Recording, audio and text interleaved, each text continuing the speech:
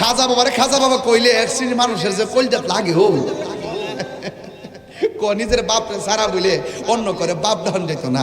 আমরা যে মুর্শিদের যাই বলি বাজান কেমন আছেন কয়টা কোন যেত না। আমরা যে যাই মুর্শিদের বাবা বলি এটা বোন যেত না। কয় একমাত্র তিনজনকে বাপ ডাউন যাইব। একজন হইল আদি পিতা আদম, আরেকজন হইল জাতির পিতা ইব্রাহিম, আরেকজন হইল জন্মদাতা বাবা। এর বাইরে কাউরে বাবা ডাউন যাইত না। পরে আমি তারে কইলাম যে তোমার শ্বশুর কি তুমি দুলাভাইটা হও?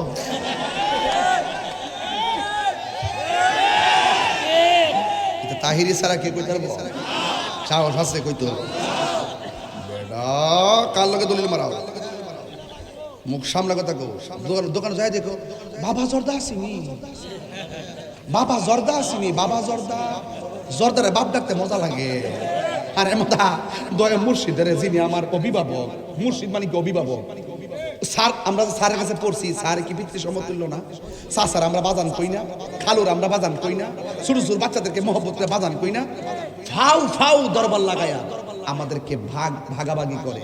ওরা ফাউ মিথ্যা কথা বলে, দুকাবাজ, ওরা দুকাবাজ। কথা বলেন ঠিক কিনা বলেন?